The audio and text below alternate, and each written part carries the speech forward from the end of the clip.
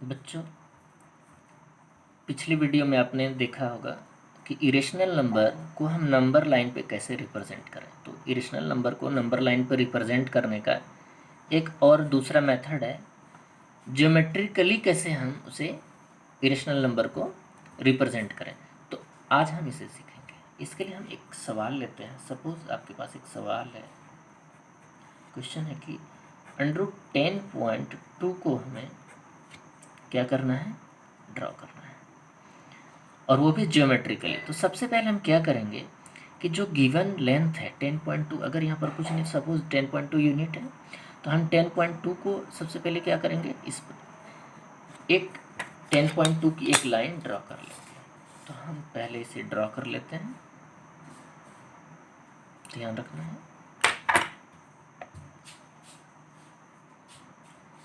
So first step is draw a line segment of 10.2 centimetre, 10.2 centimetre, 10.2 unit.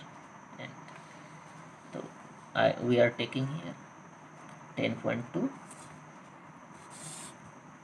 this is 10.2 unit. Suppose this is unit because there is not it means indicated, there is no indication of any unit, so finally we are taking unit here.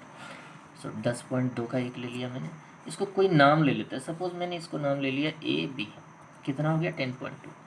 अब geometrically इसको दिखाने के लिए हम एक छोटा सा काम और करेंगे कि इसमें एक यूनिट और इसको आगे बढ़ा देना है। कितना, बी से एक यूनिट और बढ़ा देते हैं। तो चलिए हम बढ़ाते हैं इसको। इसी लेंथ को हम इस तरह से ऐसे करते हुए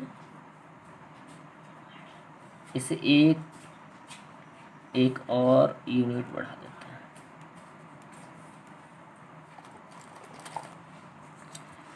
तो मैंने क्या किया कि 10.2 तो लिया, उसके बाद एक यूनिट और बढ़ा दिया इसको कोई हम सी नाम दे देते हैं। ये वाला पॉइंट हमारा जो है वो सी हो गया, ठीक है। अब हमें क्या करना है कि ध्यान रखना है। सबसे पहले मैंने क्या किया, एक ए बी लेंथ खींचा, ए बी लाइन सेगमेंट लिया जिसका वैल्यू हो गया 10.2 यूनिट। उसके बाद बी को एक्सटेंड किया सी तक, इसका लेंथ कितना हुआ 1 यूनिट। अब हम क्या करेंगे कि ए से सी का जो मिड पॉइंट लेना है। मिड पॉइंट के लिए आपको पता है क्या करना है, लाइन का बाइसेक्टिंग। इसके लिए हम क्या करेंगे कि इसके आधे से ज़्यादा का लेंथ ले लेंगे, सबको पता है, और आधे से ज़्यादा लेंथ लेकर हम एक ऊपर की ओर आर्क, एक नीचे की ओर आर्क, और सेम कंडीशन इसको भी दूसरी तरफ से आप ऐसे रख कर और ड्रॉ कर, वो आर्क ड्रॉ कर सकते हैं। तो जिस पॉइंट पर ये एक दूसरे को मिलेगा वो हमारा जो लाइन है वो क्या होगा, मिड पॉइंट होगा। ध्यान से करें, इसमें मिस्टेक्स हो सकती है।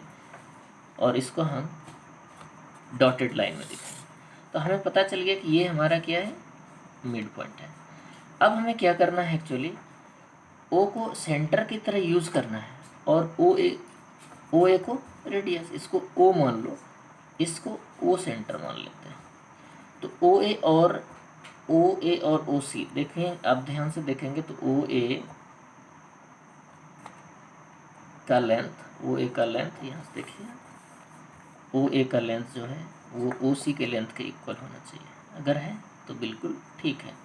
अब इसको हमें क्या करना है, एक इस पर हम ड्रॉ कर देते हैं सेमी सर्कल। जैसे हमने सेमी सर्कल ड्रॉ कर दिया तो अब हमारे पास क्या टर्म आता है, सेमी सर्कल ड्रॉ करने के बाद हमें क्या करना है कि जो बी हमारा पॉइंट था, पहले ए बी हमने पहले लेंथ लिया था, तो बी जैसी पॉइंट है, इस पर हम एक 90 डिग्री का ड्रॉ करेंगे एंगल, और एक स्ट्रेट लाइन ड्रॉ कर लेंगे। ठीक है बच्चों, तो हम इस पर 90 डिग्री ड्रॉ करते हैं। तो 90 डिग्री ड्रॉ करना आपको आता है, आप इसको इस तरह से ड्रॉ कर लें, और फर्स्ट मार्क, सेकंड मार्क, फिर एक, दूसरा, और इस तरह से एक सीधी लाइन हो जाती है। इसको खींचते हुए हमें किससे मिलाना है, इस पॉइंट से मिलाना है जो सेमी सर्कल की लाइन आ रही है। अब ध्यान से देखेंगे कि ये जो बी है, इसको ए बी और सी ले लिया मैंने, इसको कोई पॉइंट ले लीजिए, पी ले लीजिए। क्या किया हमने, पी भी परपेंडिकुलर ड्रॉ किया हमने, और पी कहाँ मार्क हो रहा है, तो पी मार्क हो रहा है सेमी सर्कल के सरकमफेरेंस पे, ध्यान रखना है। अब हम क्या करेंगे कि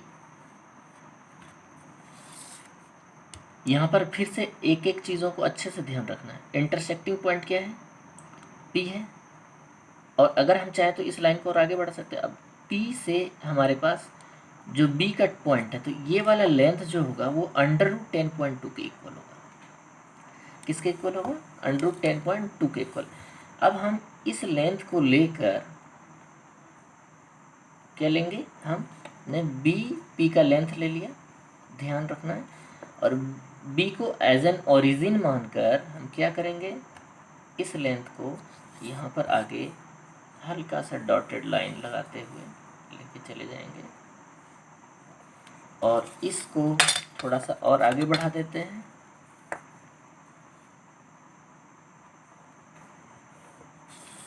तो अगर बी हमारा ओरिजिन है, तो बी के बाद इसको कोई डी पॉइंट ले लेते हैं।